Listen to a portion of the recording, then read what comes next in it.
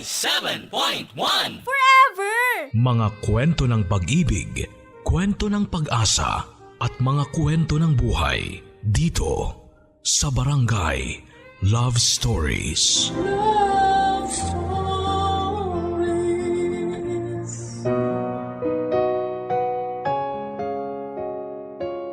Ang sabi nila, you can't be friends with your ex. Pero para sa iba, mas mabuti nang maging kaibigan ng taong dati mong minahal kesa hayaan siyang mawala at tuluyang lumayo sa buhay mo. Sign daw ito ng pagiging mature kung saan ay tanggap ninyong pareho ang katotohanan ng hindi talaga kayo ang para sa isa't isa. Ganito nangyari mismo sa ating kabarangay ngayong araw na itago na lang natin sa pangalang Kisses, kung saan ang ex-boyfriend niyang si Reese ay nauwi sa pagiging boy best friend niya. Saan hahantong ang pagkakaibigang ito nila Kisses at Reese? Ito ang dapat ninyong abangan sa mga kwento ng pag-ibig, buhay at pag-asa sa nangungunang Barangay Love Stories. Dear Papa Dudut, Philippians chapter 1 verse 29. Your pain has a purpose. Ito po ang isa sa mga paboritong verses ko sa Bible na pinanghahawakan ko pa rin hanggang sa ngayon. Malaki ang naitulong nito sa mga pinagdaanan ko sa buhay, lalong-lalo na sa kwentong ibabahagi ko sa inyo ngayong araw. Bago po ang lahat ay tawagin niyo na lamang po ako sa pangalang Kisses. 23 years old na po ako ngayon at taga Cavite. Sumulat po ako sa inyo dahil gusto ko pong i-share ang story namin ng best friend ko. Naitago na lang natin sa pangalang Reese. College po kami noon nang magkakilala kami ni Reese. Kaklase ko po siya sa kursong education. Masasabi ko pong ideal guy si Reese. Bukod po kasi sa pagiging mabait at matalino nito, ay may itsura din po siya at makisig ang kanyang pangangatawan. Bonus pa ang nagsiserve siya sa church bilang pianista. Karaniwan nagsisimula ang dalawang tao bilang magkaibigan bago sila pumasok sa isang relasyon. Pero kami po ni Reese ay nagsimula kami bilang magkasintahan bago naging matalik na magkaibigan. First year college kami noon at kasagsagan ng midterms. Nang magtapat sa akin si Reese na may gusto siya sa akin. Nang mga panahon na yon, Papa Dudut, ay may feelings na rin po akong nararamdaman para sa kanya. Kaya matapos ang 3 buwan na panliligaw ay tinanggap ko siya bilang boyfriend. Ang problema nga lang ay masyado pa kaming bata noon. Immature pa kami kung mag-isip at bawat bagay na ginagawa namin ay nauuwi sa selosan. Kaya naman short-lived lang ang naging relasyon naming dalawa.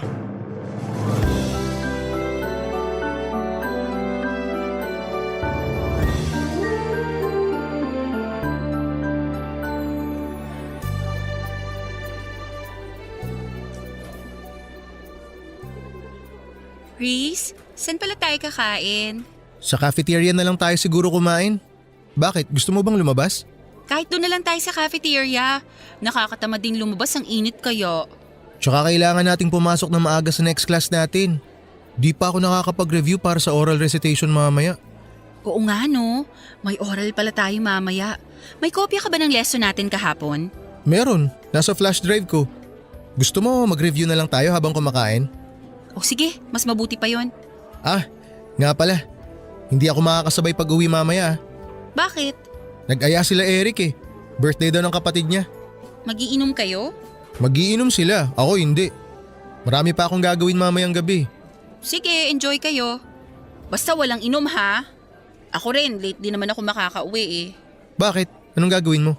Nagpapasama si Jake, may ilalaka daw na papers. May kailangang ipapirma sa mga prof at kay Dean. Jake?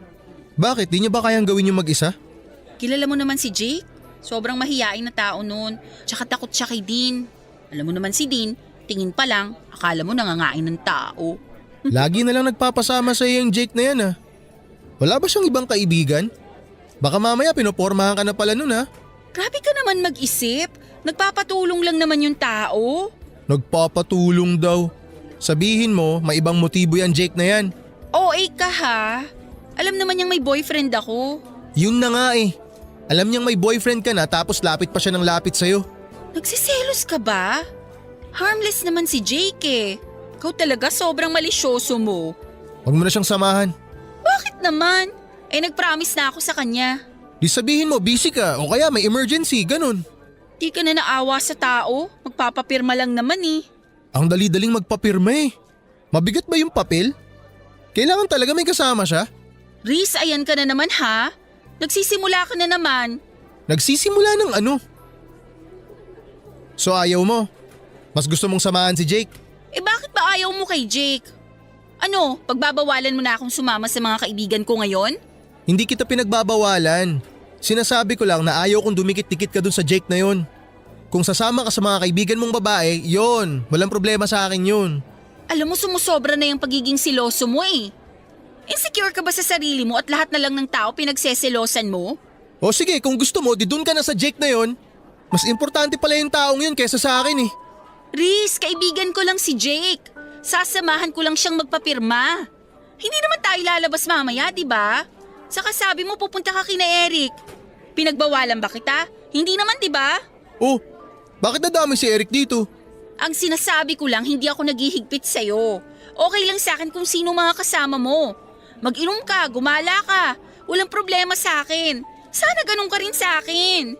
Bahala ka nga. Doon ka na sa Jake mo. Napakasimpleng bagay ng hinihiling ko, di mo magawa? My gosh, Riz, para kang bata. Di ako na bata. Nawalan na ako ng gana kumain. Oh, ayan. Yan yung flash drive. Mag-review ka mag-isa. Pasama ka doon kay Jake.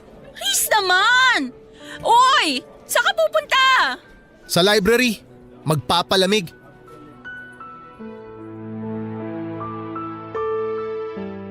Palagi na lang kami noong away bate ni Riz, Papa Dudut. Kaya pareho naming napagdesisyonan na tapusin na lamang ang relasyon namin. Para sa ikabubuti naming dalawa. Siguro ay may iba pang plano para sa amin si Lord. Kaya kami hindi nag-click ni Riz bilang magkarelasyon. Ganon man ang nangyari ay nanatili pa rin kaming magkaibigan. Dahil siguro magkaklase kami at araw-araw naman kaming nagkikita kaya nagstay kami as friends. Nagsimulang tumibay ang relasyon namin, Papa Dudut. Bago kami matapos sa first year college. Naging groupmates kami noon sa isang school project. Nung unay medyo awkward pa kami sa isa't isa dahil nga sa naging past namin pero kalaunan ay nasanay din kami sa bagong setup namin. Pagkatapos nito ay sunod-sunod ang pagsasama namin ni Riz sa iba't ibang school activities. Nagsimula kaming maging study partners kung saan ay nagtutulungan kami sa mga lesson na hirap kaming intindihin. Magaling sa mathematics si Riz, Papa Dudut. Samantalang ako, English naman ang forte ko. Mas lumalim pa ang pagkakaibigan namin dalawa noong inaya niya akong sumama sa church nila. Doon ko lang na-realize na malapit din pala si Riz sa Panginoon. Simula noon ay naging parte na ng routine namin ang magkasamang umattend ng service sa church at sumali sa mga Bible study. Paminsan-minsan ay meron din kaming Bible study sa bahay namin, bahay nila at maging sa school kasama ang iba pa naming kaibigan. Naging hobby na rin naming pareho ang magsulat ng daily devotion na pareho naming binabasa tuwing katapusan ng buwan.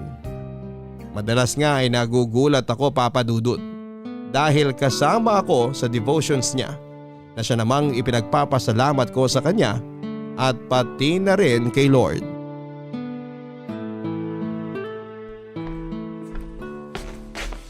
Oh, eto na yung pinakahihintay mo. Malalapag ko na. Mainit-init pa. Ano yan? Kwek-kwek. Kwek-kwek? Pero blue? Wala kaming food coloring dito sa bahay. Akala ko kasi automatic na nagiging orange kapag naluto na yung kwek-kwek. Di ko naman alam na kailangan palang kulayan yan. Di tuloy ako nakabili nung namalengke ako. Pero in fairness, okay na rin to para kakaiba. Kwek-kwek mo blue. Uy, nag-effort ako para dyan kaya hindi libre lait. Dapat nga bawal lait eh, ikaw tong pinapakain. Grabe ka! Last month ako ang nagluto ng merienda natin ha. At next month ikaw ulit ang taya ah. Sige, hahainan din kita ng kakaibang pagkain. Abangan ko yan ah. Ano? Simula na tayo? Ikaw na mauna, total ikaw ang host ngayon. Okay. Nasaan ba yung notebook ko? Ayun. Okay. Blessed are the eyes that see what you see. Luke chapter 10 verse 23. Naalala mo pa ba yung quiz natin kay Prof. Martinez? Alin? Yung napagalitan ka? Oo yun. Kaya ako napagalitan kasi inulit ko yung tanong from 1 to 5. Eh hindi ka raw kasi nakikinig. Hindi ako nakikinig. Pinaulit ko yung tanong para kay Jake. Si Jake? Bakit? Magkatabi kasi kami ni Jake noong time na yun. Tapos nasa kalagitnaan na tayo ng quiz nung mapansin ko si Jake na may hinahanap sa bag niya. Yun pala wala siyang ballpen. Kaya yun, pinahiram ko siya. Tapos pinaulit ko kay Prof yung questions para makahabol siya. Sabi sa'yo sobrang mahiyain talaga si Jake. Pati paghiram ng ballpen nahihiya. Kung hindi ko siya nakita, malamang bagsak na yun sa quiz. Kaya dapat, thankful tayo kay Lord kasi binigyan niya tayo ng mata. Kailangan gamitin natin tong instrument para tingnan kung sino yung mga taong nangangailangan ng tulong. Huwag tayo magbulag-bulagan. Amen to that. Ayun. O ikaw naman. Ito, favorite ko to Isaiah chapter 43 verse 19. Behold, I am doing a new thing. Sakto tong verse na to sa ginagawa natin ngayon. Itong paggawa ng daily devotions, bago sa routine ko to, sa totoo lang. Ito yung new thing sa buhay ko ngayon at hindi ko ine-expect na may enjoy ko tong bagong hobby natin na to. Kaya thankful ako sa'yo, Reese. Kasi kung hindi dahil sa'yo, hindi ako mapapalapit kay Lord. Dahil dito sa ginagawa natin, mas lumalawak ang pangunawa ko sa mga bagay-bagay. Mas humahaba ang pasensya ko, nag-iiba ang pagtingin ko sa mga nasa paligid ko. Para bang nag-i-improve ako as a person. Kaya salamat talaga sa'yo. Walang anuman. Masaya ako malamang masaya ka. At dahil dyan, meron din akong isa para sa'yo. Teka lang, hanapin ko sandali. Eto. Father, not my will, but yours be done. Luke chapter 22, verse 42. Okay, paano ko ba sisimulan to? Alam mo bang chick boy ang tawag sa akin ng mga kaibigan ko nung high school kami? Talaga? Bakit? Hindi ko rin alam. Kasi ang totoo niyan, never pa ako nagka-girlfriend. Ikaw yung first girlfriend ko. Pero nung high school kasi ako, marami akong niligawan kung alam mo lang. Kaso palagi akong busted every time na naniligaw ako. Ewan ko kung anong mali sa akin. Siguro pangit lang talaga ako. Oy, hindi Basta ganun. Kaya palaging kasama sa prayers ko noon na sana magka-girlfriend na ako. Hindi nawawala yun. Nung nag-college na ako, nakilala kita. Tapos naging tayo. Kaso umiral naman yung pagiging insecure ko sa sarili ko kaya naging seloso ako. Then, na-realize ko na hindi ko pala kailangan ng girlfriend para sumaya. Kaibigan lang pala ang kailangan ko. At ikaw nga yun. Ikaw yung binigay ni Lord sa akin. Kaya simula nun, tuwing nagpe-pray ako, hindi na ako humihingi. Sinashare ko na lang kay Lord kung ano yung mga problema ko, yung worries ko, at hinahayaan ko na lang na siya ang mag-decide para sa akin. Kasi siya ang mas nakakaalam na magiging takbo ng buhay natin eh. Grabe ka, natouch naman ako dun. Alam mo, thankful din ako na nagstay ka sa buhay ko kahit hindi nag-work out yung relationship natin.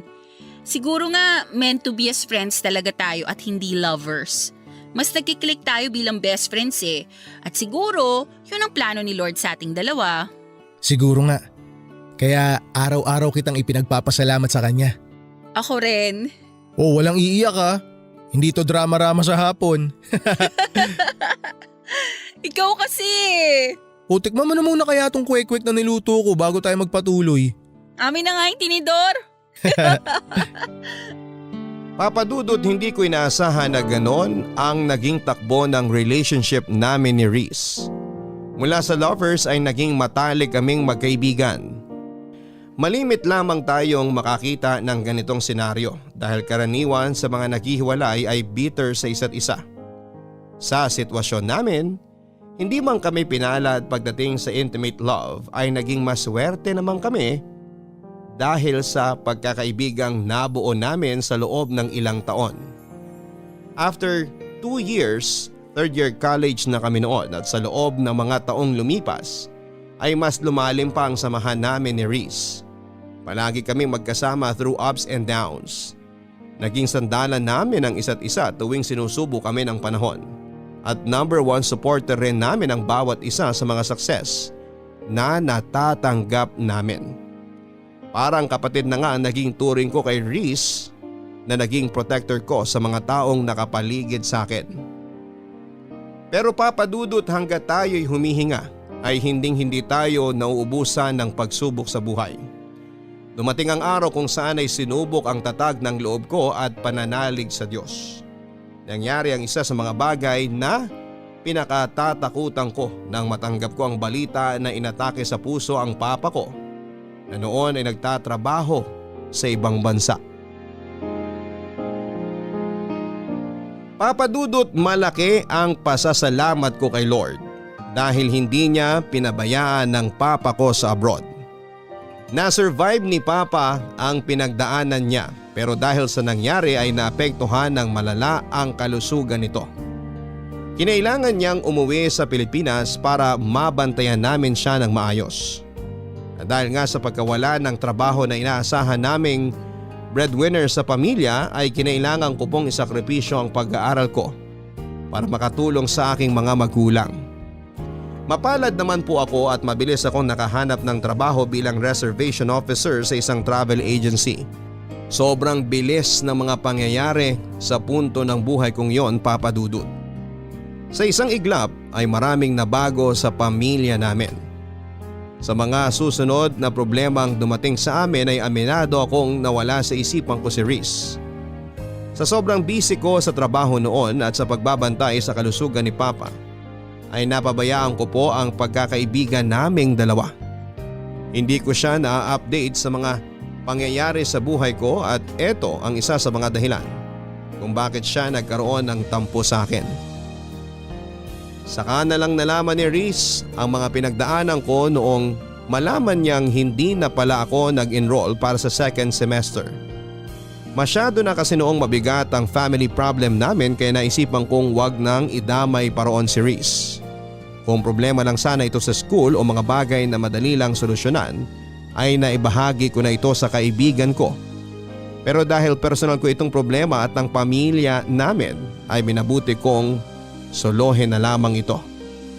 Nagtampo sa akin noon si Reese dahil pakiramdam niya ay kinalimutan ko na siya at binaliwala ko na lamang basta ang friendship namin.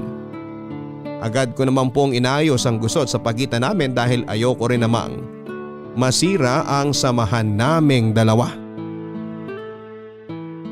Reese! Oh, Kisses! Anong ginagawa mo rito? Kanina pa ako pabalik-balik dito sa bahay niyo. Nasa labas ka raw. Naku, pasensya ka na. May pinuntahan kasi ako. May message ako sa'yo kaso hindi mo naman binabasa kaya nagpunta na ako rito. Naku, sorry, hindi ko nabasa agad. Ba't ka ba naparito? May problema ba? Gusto ko lang sanang mag-sorry. Alam kong nagtatampo ka sa akin kasi hindi ko nasabi sa'yo yung plano ko na mag-stop muna sa school. Alam mo, aminin ko, medyo nakakatampo nga yun. Nagulat na lang ako nung nalaman ko na hindi ka na pala mag-e-enroll para sa next semester. Para bang feeling ko na nabaliwala lang ako. 'Di ba? Lagi naman tayo nagsasabihan ng problema. Bakit ngayon hindi mo nasabi sa akin? Ang dami kasing nangyayari ngayon eh. Hindi ko na alam kung anong uunahin ko. Tsaka akala ko kasi magagawan pa ng paraan kaya hindi ko na sinabi. Kaso wala eh. So wala na talaga? Hindi ka na mag-e-enroll? Hindi na muna. Magtatrabaho na lang muna ako para makapag-ipon. Sorry Kisses ha. Wala akong maitulong sa problema mo ngayon.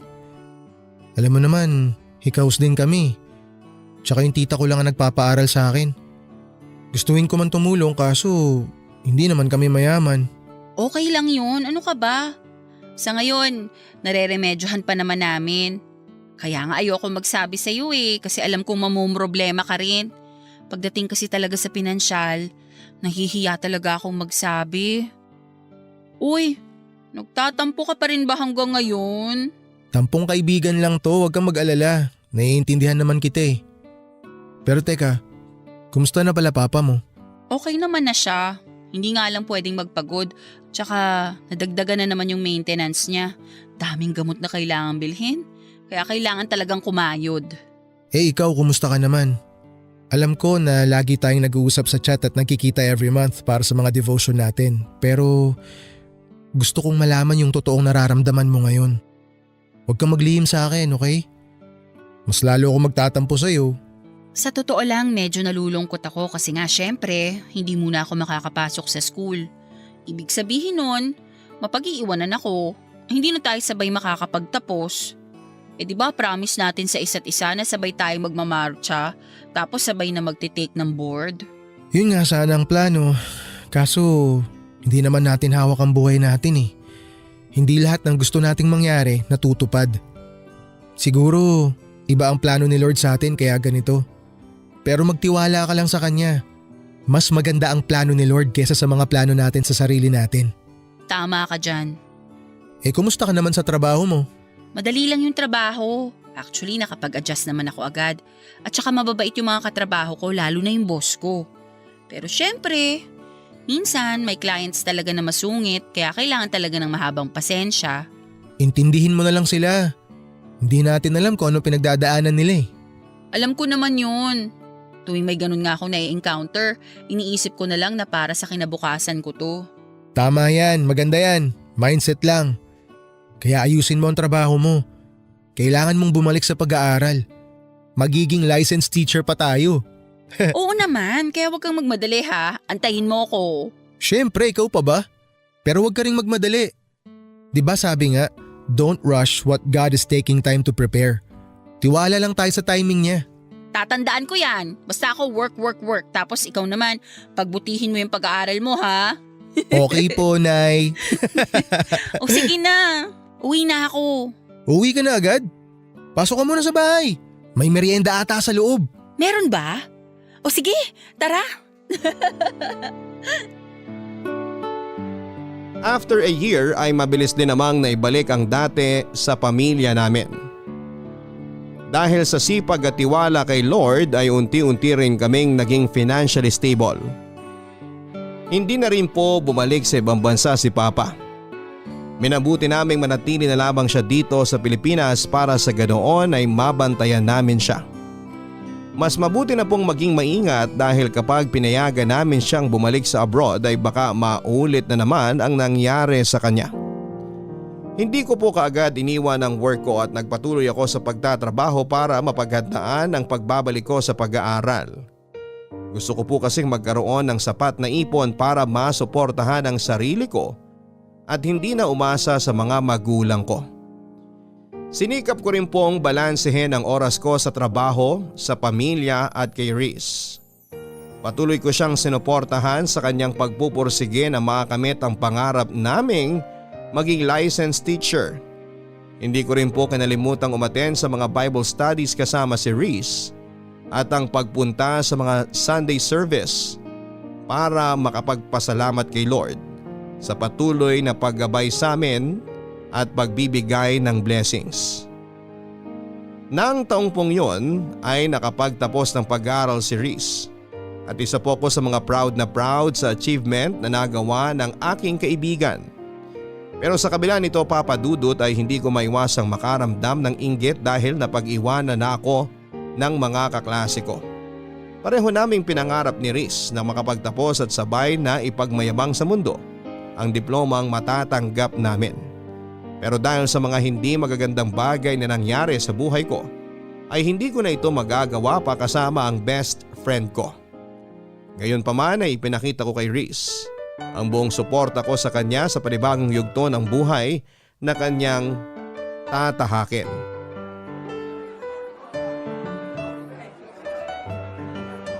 Ate Kisses! Nandito kami! Uy, Jenica! Kanina ko pa kayo hinahanap, nandito lang pala kayo. Ang daming tao, grabe. Di mo na naabutan pagkuha ni Kuya sa diploma niya. Kaka-out ko lang kasi sa trabaho tapos bumili pa ako ng regalo. Kaya nga ako laging nagpapasend sa'yo ng pictures para kahit papano makita ko yung reaction niya during graduation. Madami akong sinend sa'yo. Oo nga salamat. Nakasave na lahat sa phone ko. Teka, nasa na ba siya? Nagpapapicture pa yata sa mga kaklase nyo. Oh, ayan na pala si Kuya! Kuya, congratulations! Thank you. Ang pogi naman ng bagong graduate. Bagong gupit. Siyempre naman, dapat gwapo tayo sa mga picture. Talagang pinaghandaan Ito yung matagal na nating hinihintay. Oo nga, sa wakas abot kamay mo na rin ang pangarap mo. Hindi pa, may board exam pa tayo. Pero at least natapos mo na yung first step. Lisensya na lang ang kulang. Alam mo, naiinggit ako sa inyo kasi tapos na kayo samantalang ako. On hold pa lang ang future ko. Hanggang ngayon ba yan pa rin ang nararamdaman mo? Hindi ka naman napag-iiwanan Isipin mo na lang na nakabreak ka lang. Tsaka hindi naman karera ang buhay. Hindi to pabilisan.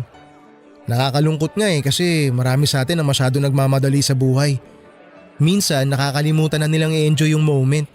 Hindi ko rin naman kasi maiwasang makaramdam ng inggit Parang ngayon, ang sarap sana sa feeling kung nakasuot rin ako ng toga. Ang saya sana kung kasama ako sa class picture nyo, na may pangalan din ako sa yearbook. Siyempre, kayo yung mga nakasama ko nung journey ko sa pagiging teacher ko. Kaya nalulungkot lang ako na hindi ko kayo makakasabay. Ano ka ba? Walang expiration date ang pag-aaral. Pwede ka naman bumalik sa school anytime Makukuha mo pa rin yung diploma mo. Magiging teacher ka rin balang araw. Makakamit mo yung pangarap mo basta magpursige ka lang. Huwag kang panghinaan ng loob. Mas proud nga ako sa iyo kasi nakakatulong ka na sa pamilya mo kahit hindi ka pa-graduate. At sure ako pati mga magulang mo proud na proud din sa'yo. Salamat Ay nako, nagdrama pa ako. Ngayon pa talaga na dapat happy lang kasi moment mo to. Bida-bida talaga ako minsan no? Anong minsan? Madalas. Ay talaga ba? Biro lang. Sige, di ko nabibigay tong gift mo. May regalo ka sa akin? Nasaan? O ayan. Congratulations! Uy! Salamat, nag-abala ka pa. Sus, kunwari ka pa, gusto mo rin naman. Nakailang pasaring ka na kaya tungkol sa regalo mo. Joke lang naman yun, tinutuo mo naman. Baliw! Kahit naman hindi ka magpasaring, ibibili talaga kita ng graduation gift kasi deserve mo yan. Proud ako sa'yo, tandaan mo yan. At ikaw, tandaan mo rin na lagi ako nakasupport sa'yo. Siyempre, tulad nga ng sabi ko kanina, proud na proud ako sa'yo. Matagal pa ba kayo dyan? Baka naman gusto nyong sa bahay na lang ipagpatuloy ang tsikahan nyo kasi gutom na po ako Bakit, magpapakain ka ba? May surprise handaan sa bahay. Marami kang sponsor kaya umuwi na tayo. Paano pa magiging surprise yun kung sinabi mo na? Ay, oo nga pala no. Sorry, hindi ko sinasadya. Ikaw talaga? Napaka-spoiler mo. Kayo kasi ang dami niyong kwento Magkunwari ka na lang na nagulat mamaya.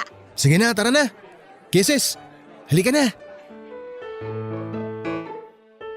Ganun na nga po ang ginawa ko, Papa Dudut. Katulad ng sinabi sa akin ni Riz ay hindi ako nagpadaig at humabol ako. Ginawa ko motivation ang pagbabalik ko sa school para pagbutihin pa ang trabaho. Nang makakuha ako ng sapat na ipon ay nagsumikap ako makabalik sa pag-aaral. Hindi nga nagtagal ay nakapag-enroll po ulit ako sa university kung saan kami sabay na nag-aral ni Riz. Sobrang saya ni Riz nang mabalitaan niyang nagbalik na ako sa eskwela para ipagpatuloy ang kurso ko. Sa katunayan ay mas excited pa nga siya kesa sa akin. Sa pagkakataong yon, sa halip na mag-enroll sa isang review center at paghandaan ang kanyang board exam ay naisipan ni Riz na maghanap na muna ng trabaho. Ayon sa kanya, siya naman na mag-iipon habang ako ay nag-aaral pa. Gusto raw kasi niya na hintayin ako para sabay kaming makapag-review at sabay na maging lisensyadong guro. Yung kasi ang pangako namin sa isa't isa, Papa Dudut, na sabay naming aabutin ang mga pangarap namin. Sobrang na-appreciate ko pa ang ginawang yun ni Riz para sa akin kaya sineryoso ko ang pag-aaral. Ginawa ko siyang inspirasyon upang mapagbuti ko ang studies ko. Pero ang hindi ko alam, Papa Dudut, ay may iba pa palang plano ang tadhana para sa aming dalawa. Nasa kalagitnaan na ng school year noon nang isang masamang pangyayari ang naganap. Papadudot kasagsagan noon ang final exam para sa midterms. Karaniwan pagkagising ko sa umaga ay ang cellphone ko ang una kong chinecheck. Pero nang araw na yon ay diretso kagad ako sa CR pagkamulat ng mga mata ko para maligo. Na-late po kasi ako ng gising kaya kinailangan kong magmadali. Hindi ko alam kung bakit pero nang araw na yon ay hindi ko sinunod ang daily routine ko. Kadalasan ko po kasing binabati ng maaga si Reese bago ko simula ng araw ko. Pero hindi ko ito nagawa ng panahon na yon. Umabol pa ako sa pagre-review habang papunta sa eskwelahan. At pagkarating sa eskwela ay diretso kagad kami sa examination. Sobrang busy ko ng araw na yon, Papa Dudut. Sa katunayan nga ay tanghali na nang magkaroon ako ng oras para i-check ang cellphone ko. Saktong 1:00 noong makita ko ang sunod-sunod na missed calls sa akin ng kapatid ni Reese. Pagkabasa ko sa message ng kapatid nito ay bigla akong nanlamig at binalot ng kaba. Nang mabasa ang gusto nila akong papuntahin sa kanilang bahay as soon as possible. Tagaktak na noon ang malamig na pawis sa mukha ko habang nagmamadaling nagtungo sa bahay nila Reese. Habang nasa daan ay sinusubukan kong kontakin ang kapatid ni Reese upang makibalita kung may nangyari bang masama pero walang sumasagot sa tawag ko. Nagsimulang manginig ang mga tuhod ko nang makarating ako sa bahay nila Reese at makita ang mga itinatayong tolda sa harap ng kanilang bahay. Uy, Jenica! Anong meron? Ate Kisses, si Kuya. Kababasa ko lang sa message mo ba? Bakit may ganito? May nangyari ba? Wala na si Kuya. Bakit? Anong nangyari kay Reese? Nasaan ang kuya mo? Wala na si Kuya, ate. Anong wala na? Linawin mo nga, Jenica. Anong nangyari kay Reese? Patay na si Kuya. Wala na siya, Ate Kisses. Pagkagising namin kaninang umaga, hindi na siya humihinga. Hindi pwede to. Hindi totoo yan. Kausap ko lang siya kagabi eh. Magkausap pa kami kagabi. Lahat kami nagulat din, ate. Hindi namin inaasahan na ganito yung mangyayari. Ano bang nangyari? Bakit hindi na siya nagising? Inatake raw sa puso habang natutulog. Ate, ang hirap tanggapin na wala na ang kuya ko. Inatake sa puso? Eh ang lusog-lusog ng tao? Bakit siya atakihin sa puso? Ang bata pa niya! Hindi nga rin namin alam kung paano nangyari yun eh. Alam naman natin kung gaano kaalaga si kuya sa katawan niya. Nasaan na siya ngayon? Nasa punerarya pa rin siya hanggang ngayon. Mamayang gabi pa raw darating yung labi niya. Ano ba yan? Kausap ko lang siya kagabi eh. Ang saya-saya lang namin nagkukwentuhan bago ako natulog. Walang nag-expect na mangyayari to, ate. Wala man lang nga siyang pahiwatig eh. Huli kaming nag-usap nung kumain kami ng hapunan. Pagkatapos nun, nagstay na siya sa kwarto niya. Nag-uusap kami ng mga oras na yon. Nag-good luck pa nga siya sa akin kasi may exam ako. Ang daldal niya pa kagabi. Ang dami niyang gustong pag-usapan. Alam ko na ginawa ko? Pinatulog ko siya. Kako gabi na't may exam pa ako kinabukasan. Tsaka may work din siya kaya maaga ako nagpaalam sa kanya. Nangulit pa nga siya eh. Ayaw niya akong tigilan.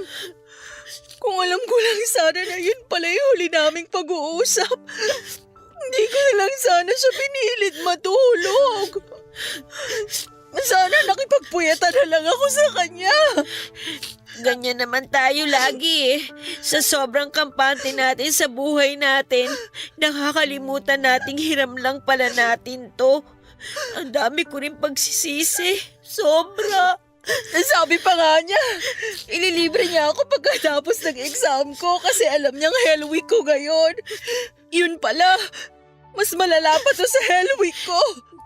Nakwento rin niya sa akin yan. Sobrang busy ka raw kasi exam, kaya sobrang miss ka na niya. Alam mo ba kung anong huling message ng kuya mo sa akin? I love you. Anong sinagot mo sa kanya? Nag-I love you too ako. Mabuti na lang. Mabuti na lang sinagot ko siya pabalik kasi kung hindi, habang buhay ko yung pagsisisihan. Ang daya! Ang daya ng kuya mo! Bakit naman siya nang iwan ng ganito? Ang dami pa naming plano eh. Nangako siya na hihintayin niya ako makapagtapos para sabay kaming mag-take ng board. Nag-promise siya na ba panoorin pa niya akong magmarcha. Magiging teacher pa siya dapat eh. Ikaw na lang ate, ang magpatuloy sa mga pangarap ni kuya. Alam kong gagabayan ka niya kahit wala na siya. Paano ko gagawin yun kung wala na yung kaisa-isang tao na nagbibigay ng inspirasyon sa akin? Porke ba wala na si kuya, titigil ka na? Tingin mo gugustuhin niya yon? Hindi ako titigil. Hindi ko alam kung paano ko haharapin ang mga susunod na araw ngayong wala na si Riz. Alam kong hindi ka niya pababayaan. Hindi ka rin pababayaan ni Lord. Si Lord? Siya na pinabayaan ng kuya mo? Bakit naman niya hinayaan na mangyari to kay Riz? May dahilan siya, ate. Huwag natin siyang sisihin sa nangyari. Eh sinong sisisihin natin? Wala. Kasi parte na ng buhay natin ang kamatayan.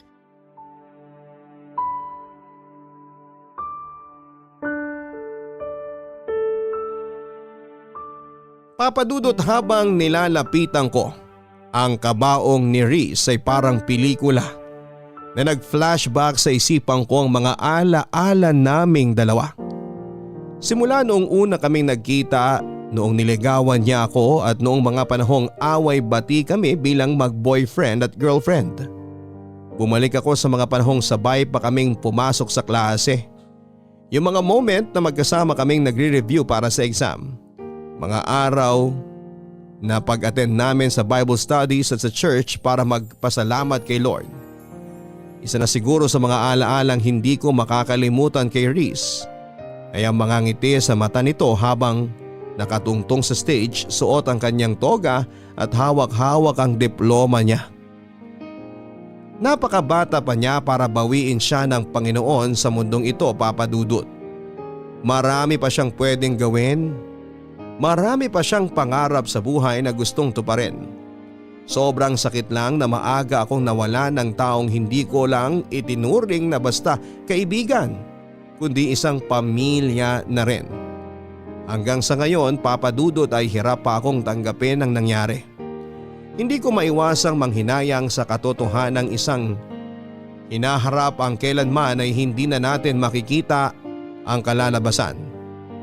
Bilang pagpapakita ng aking pagmamahal sa kaibigan ko ay iginugol ko ang buong free time ko sa bahay ni Riz. Isa ako sa mga nakipagpuyatan at nagbantay sa kanyang burol. Sinigurado ko rin na may balikat na maasasandalan ang mga kamag-anak na iniwan nito, lalong-lalo na ang kanyang mga magulang at kapatid. Kahit dito na lamang sa huling pagkakataon ay maipakita ko kung gaano ako nagpapasalamat kay Riz sa pagdating niya sa buhay ko.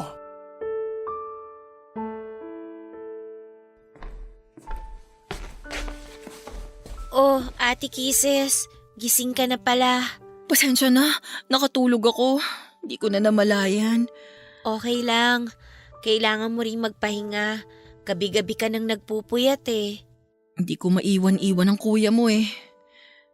Kahit na ito na lang yung huling pagkakataon na maipakita ko yung respeto at pagpapasalamat ko sa kanya. Ipinagtabi pala kita ng pagkain sa kusina. Kung nagugutom ka na, kumain ka muna. Hindi ka na namin ginising kanina kasi alam kong pagod ka. Salamat ah. Mamaya na lang ako kakain. Pogi ng kuya mo sa graduation picture niya, ano? Pinaghandaan niya yan eh. Di ba nga nagpagupit pa siya? Sabi kasi niya, forever na yung picture na yan. Yan yung katangi-tanging picture na may pagmamalaki niya sa lahat. Milestone picture daw. Kumbaga sa computer games, yan yung patunay na natapos na niya yung last level kaya level up na sa bagong stage. Tapos magagamit lang pala para sa burol niya. Nang saklap. Ganda ng mga ngiti niya oh. Yan yung isa sa mga mamimiss ko sa kanya. Yung smile niya. Ako, ang mamimiss ko sa kanya, yung araw-araw na pambubulabog niya sa akin tuwing umaga kapag late na ako sa school. Laging on time yung taong yan eh. Ayaw niyang nalilate. Mahalaga ang oras para sa kanya. Tama ka. Inis na inis nga ako sa ugaling niyang yan noon eh. Kasi lagi siya nagmamadali. Kesyo baka matraffic daw o baka mawala ng masasakyan. Pero ngayon, yan na yung bagay na hinahanap-hanap ko. Totoo nga no, na tsaka lang natin marirealize ang kahalagahan ng isang bagay kapag nawala na to sa atin. Mga bagay na tinitake for granted lang natin pero malaki pala ang impact kapag nawala na. Oo nga. Tulad ng oras. Inuubos natin yung buong araw sa pagbababad sa social media. Hindi natin alam. Nababawasan na pala yung oras na dapat kasama natin yung mga taong mahal natin. Wala eh. Nasa huli talaga ang pagsisisi. Alam mo, habang nagsusulat ako ng devotion kaninang umaga, sakto yung Bible verse na nabasa ko. Anong verse ate? Philippians chapter 1, verse 29. Your pain has a purpose. Ilang oras akong nakatunganga lang sa verse na yan. Iniisip ko kung anong purpose ng pain na nararamdaman ko ngayon. Kaso, kahit anong isip ko, wala akong makitang rason kung bakit kailangan nating masaktan ng ganito. Siguro hindi pa natin makita yung rason ngayon kasi nga nagluluksa pa tayo. Pero lahat naman ng tao dumadaan sa pagsubok, di ba? Para mas tumibay, para matuto. Ang hirap lang kasing tanggapin. Hindi ko siya maiwasang tanungin kung bakit si Riz. Bakit siya pa? Worth it pa na mawala si Riz para lang tumibay ako? Para matuto ako? Kasi para sa akin hindi. Alam mo kung bakit? Kasi si Riz ang nagpapatibay sa akin. Dahil sa kanya, marami akong natututunan. Ang kuya mo ang dahilan kung bakit ako mas napalapit kay Lord. Pero sa nangyayari ngayon, hindi ko alam kung mananatili pa ba ako sa dating pananampalataya ko sa nakakataas eh. Huwag mong questionin si Lord, ate. Kasi siya ang mas nakakaalam ng lahat kaysa sa atin. Isipin mo na lang, ang ubas kailangan pigain para maging masarap na wine, di ba? Kung hindi mo gagawin yun, hindi ka makakabuo ng wine. Ang mga nanay, kailangan nilang dumaan sa masakit na proseso ng panganganak bago nila makuha yung blessing na regalo ni Lord. Kayo ni Kuya, kayo ang best example ng Bible verse na binanggit mo. Naging kayo, nasaktan ninyo yung isa't isa, pero ano ba yung kinalabasan ng lahat ng yun? Naging mag-best friends kayo, di ba? Kaya tama nga na every pain and suffering na nararanasan natin talagang may rason. Sana nga worth it ang kapalit ng sakit na nararamdaman ko ngayon. Kasi kung hindi, habang buhay kong sisisihin si Lord sa ginawa niya. Ate, kailangan nating makaramdam ng pain para mag-grow tayo as a person. Siguro hanggang dito na lang talaga yung oras ni Kuya sa mundong to. Siguro ang purpose niya lang talaga para magabayan ka. Ginamit siyang instrumento para mas mapalapit ka kay Lord. Sa tingin mo ba, matutuwa si Kuya kapag nalaman niyang galit ka ngayon sa Diyos? Masisisi mo ba ako kung ganito ang nararamdaman ko ngayon? Alam kong masakit ang nangyari. Ako rin naman mas doble nga ang sakit sa akin kasi kuya ko yung nawala Pero hindi na maibabalik si kuya ng galit natin. Magalit man tayo sa mundo, magalit man tayo kay Lord, magalit man tayo sa lahat ng tao, hindi na mabubuhay pa si kuya. Kaya alisin mo na yung galit mo dyan sa puso mo, ate. Para na rin kay kuya.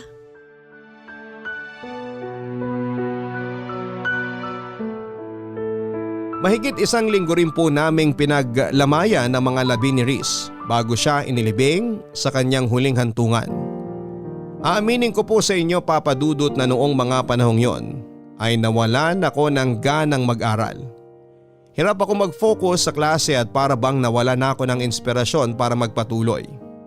Sa loob ng mahigit 1 buwan ay pinagdaanan ko ang tinatawag na 5 stages of grief and denial. Anger, bargaining, depression, and acceptance. Aaminin ko po na nagalit ako sa nangyari kay Riz. Nagalit ako kay Lord kung bakit gano'n na lamang ang naging desisyon niya. Question ko siya kung bakit dahil hindi ko po talaga maintindihan na ang isang matalino, mabait at malusog na tulad ni Riz ay bigla na lamang mawawala. Sa mga panahong yon na lugmok ako, Papa Dudut, ay lumayo ang loob ko sa Panginoon. Aminado ako na dahil sa nangyari ay nawala na ang pananampalataya ko kay Lord. Papa Dudut, sa 5 stages of grief na nabanggit, ang pinakamahirap na siguro ay ang depression stage. Akala ko noon ay unti-unti ko nang natatanggap na wala na si Riz, pero dumating talaga ang mga moments, lalo na kapag nag-iisa ako at bumabalik sa alaala ko si Riz. Doon muling bumabalik ang sakit, Papa Dudut. Mugto na noon ang mga mata ko sa gabi-gabing pag-iyak.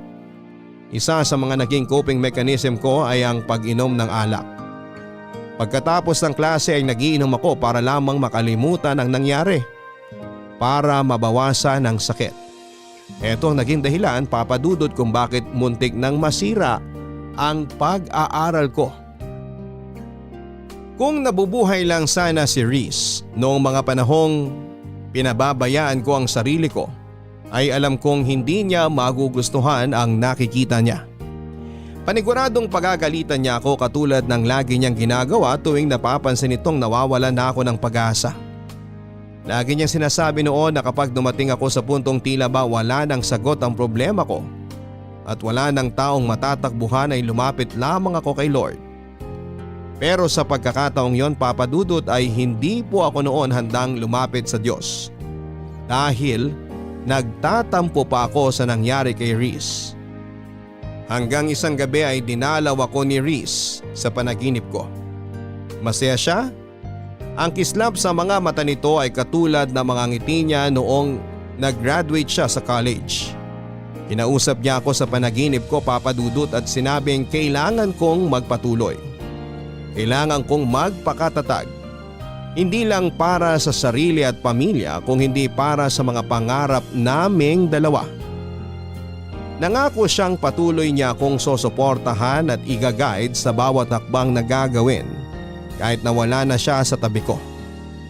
Nagising akong luhaan at mabigat ang dibdib at mabilis akong nag-usal ng panalangin at nagpasalamat na sa kahit huling pagkakataon ay muli kong nakausap si Riz. Nang araw din na yun ay nagtungo ako sa church namin at doon ay bukas palad akong sinalubong ng church pastor namin na si Pastor Domingo.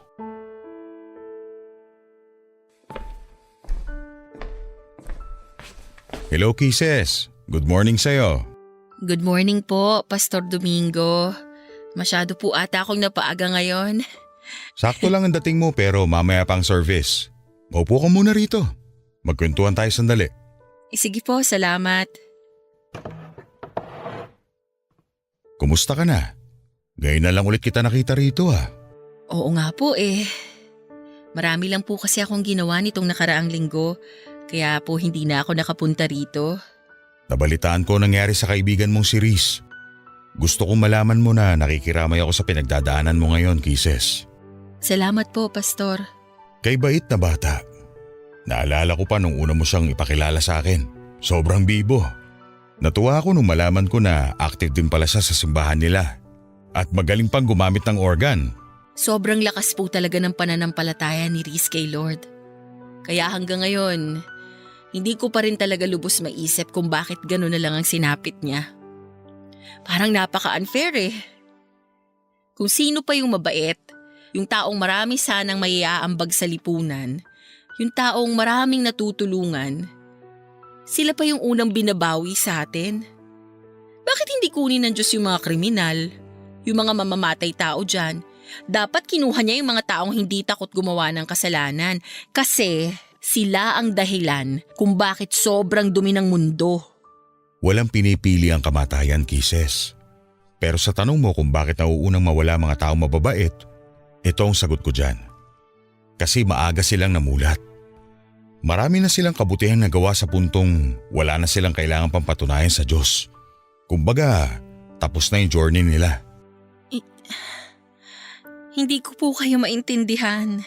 Sabihin nating may tanim kang kamatis. Alin sa mga bunga nitong unang pipitasin mo? Siyempre yung hinog, di ba? Kasi dumating na sila sa oras na kailangan na silang pitasin. Yung mga may iwan, sila yung kailangan pa ng panahon para lumaki na maayos. Ang ibig niyo bang sabihin, kaya naiiwan ng mga masasamang tao dahil deserve nilang mabuhay ng mas matagal? Naiiwan ang mga masasamang tao kasi sila yung paulit-ulit na binibigyan ng chance ni Lord para magbago. Binibigyan sila ng oras para pagsisihan ng mga maling bagay na ginawa nila, para harapin ang bunga ng kasalanan ginawa nila. Katulad ng kamatis, kailangan pa nila ng panahon para magbago at kung kailan hinog na sila, saka na lang sila makakabalik sa paraiso ng Diyos. Kaya nga po unfair, diba? Unfair para kanino? Para sa atin o para kay Reese? Para kay Reese. Kasi marami pa siyang pangarap na hindi niya mararanasan kasi maaga siyang binawian ng buhay. Sa tingin mo, mas maganda bang manatili dito sa lupa si Reese kesa sa paraiso ng Panginoon? Hindi ko po alam. Huwag ka malungkot dahil wala na si Reese. Ituring mo siya na mapalad dahil nasa langit na siya kasama ang Panginoon. Hindi niya na kailangan pa mag-suffer sa mundong ito na puno ng kasalanan. Magdiwang ka kasi nasa paraiso na siya, ang lugar na may panghabang buhay na kapayapaan. Sobrang miss ko na po talaga siya, Pastor. Gamitin mo ang mga alaala niya para magpatuloy. Mahirap ang mawala ng mahal sa buhay. Pero once na tinanggap mo na ang katotohanan ng nasa masayang lugar ng kaibigan mo, sigurado akong hindi na sakit ang magiging dulot ng mga alaala niya, kundi saya at pasasalamat na kahit sa maikling pagkakataon ay nagkakilala kayong dalawa. Lagi ko po yung tatandaan. Marami pong salamat, Pastor. Walang anuman. Gusto mo bang maging Bible reader sa susunod na linggo? Sige po. Pwede po ba? Oo naman, pwede. O siya, maiwan na kita rito ha. Kailangan ko pa mag-prepare para sa service natin. Maraming salamat po ulit, Pastor. Huwag mong hayaang sirain ang nararamdaman mo ang pananampalataya mo sa Diyos. Malalampasan mo rin lahat to. Magtiwala ka sa Kanya. Papadudot, muli akong nabigyan ng pag-asa nang makausap ko si Pastor. Tama ang mga sinabi niya at alam kong yun din ang bagay na sasabihin sa akin ni Reese kung nabubuhay pa siya, Papadudot. Unti-unti nga ay nakatungtong din ako sa acceptance stage. Sa mga sumunod na buwan ay tinanggap din ng sistema ko na wala na talaga si Reese.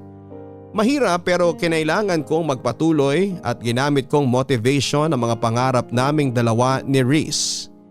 Kasabay nito ay ang muling pagbabalik ng tiwala ko kay Lord. Humingi rin ako ng tawad sa kanya dahil question ko siya. Isang bagay na naging defense mechanism ng mga taong nasasadlak sa buhay. Mag-isa man ay pinagpatuloy ko ang pag-aaral ko, Papadudot.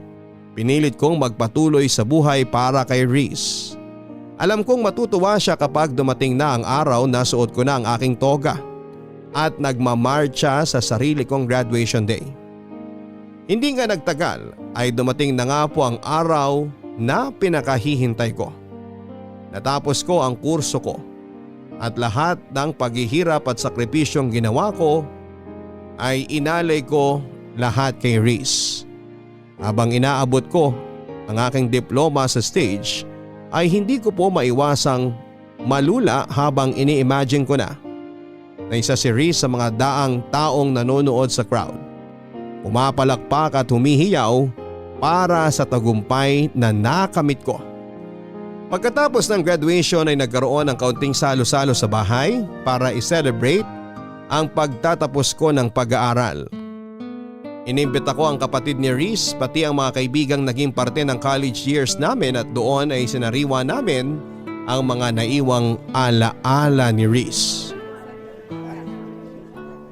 Guys, kain lang kayo ha. Bawal ang mahiyain dito.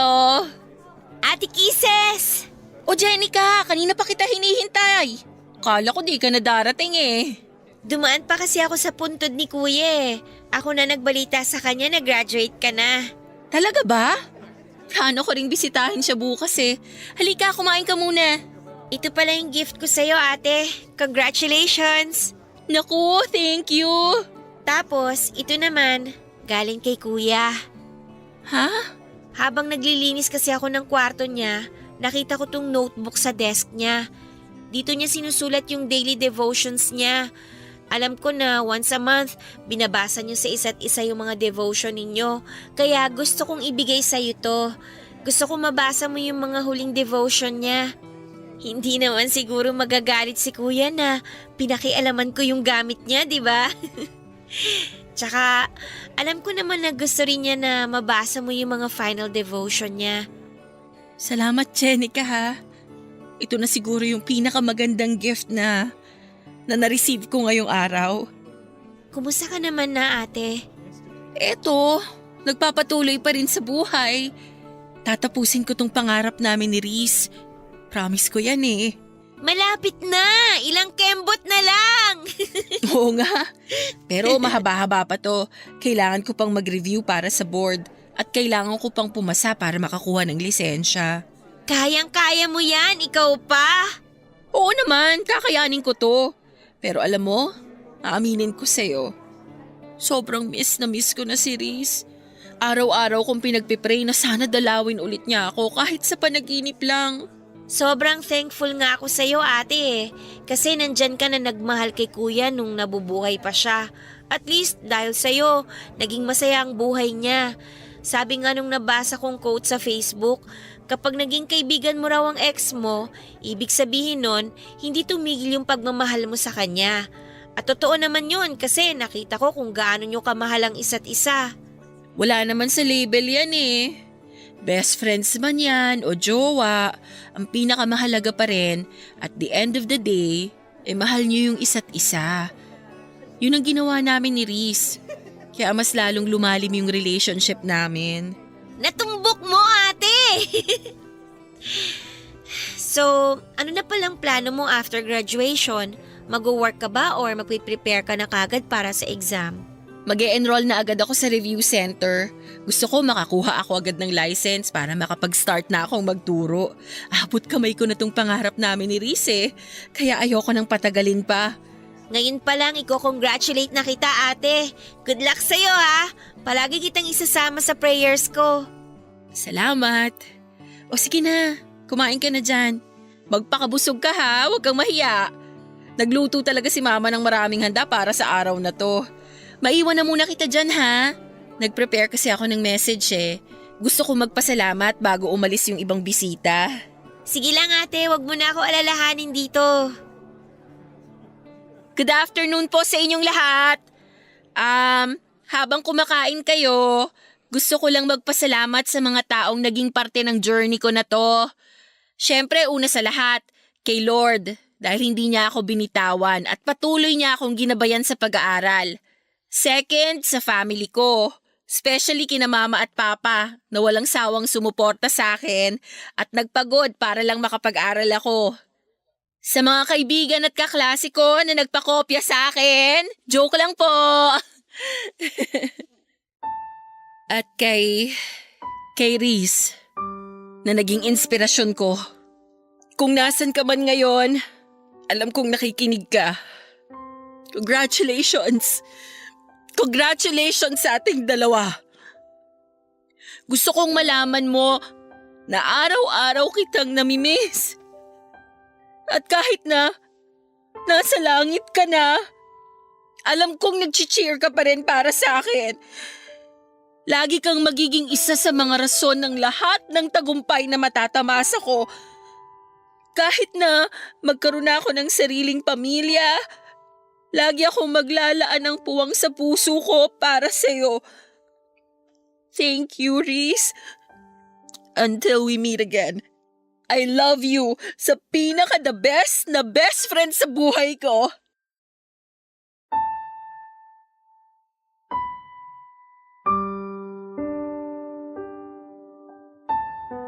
Papa Dudut, after graduation ay agad ako nag-enroll sa isang review center para makapag-prepare sa LET o Licensure Examination for Teachers. November noong 2019 nang maipasa ko ang board exam. Labis ang pasasalamat ko kay Lord nang makita ko ang pangalan ko sa listahan ng mga nakapasa. Magkahalong saya at lungkot ang naramdaman ko nang sa wakas ay isa na akong licensed professional teacher. Masaya ako dahil nakamit ko na ang pangarap naming pareho ni Reese. Pero may kaunting lungkot din na nararamdaman dahil mag-isa na lamang akong nakaabot nito. Noong nahinto ako sa pag-aaral ay si Reese ang nagpatuloy sa pangarap naming makapagtapos. Ngayon naman ay turn ko na para ipagpatuloy naman ang nasimulan namin ni Reese. Ito ay ang makapagturo ng hindi lang impormasyon sa mga kabataan kundi magsilbing role model na rin at magtanim ng magagandang asal para sa mga susunod na henerasyon. Hanggang dito na lamang po ang aking kwento, Papa Dudut, at sana ay gawin din itong inspirasyon ng inyong mga listeners lalo na sa mga mag-aaral ngayon. Maraming pagsubok at balakid na ibabato si Lord sa ating buhay pero hindi niya ito ibibigay dahil gusto niya tayong pahirapan. Kung hindi ginawa niya ito para patibayin tayo sa pagharap ng panibagong yugto ng ating buhay. Ang inyong forever kapuso at kabarangay, Kisses. Totoo nga na hindi tayo bibigyan ng Panginoon ng mga pagsubok na hindi natin kayang lampasan. Si Kisses ang nagpatunay niyan ngayong araw. Nawalan man siya ng kaibigan pero nagpatuloy pa rin siya sa buhay hanggang sa maabot niya ang kanyang pangarap. Minsan mga kabarangay ay kailangan nating makaranas ng masasamang bagay sa buhay natin dahil ang mga bagay na ito mismo ang magbibigay sa atin ng kalinawan tungo sa tamang direksyon na dapat nating tahakin. Lagi nating tatandaan na tuwing tayo'y nalulugmok sa problema, lagi nandyan ang Diyos na handang gumabay sa atin. Hanggang sa muli, ako po si Papa Dudut sa mga kwento ng pag-ibig, buhay at pag-asa sa Barangay Love Stories #1. Mga kwento ng pag-ibig, kwento ng pag-asa at mga kwento ng buhay dito sa Barangay Love Stories. Love Stories. Forever. Nagustuhan ng iyong napakinggan? Ituloy yan via live stream sa www.gmanetwork.com/radio.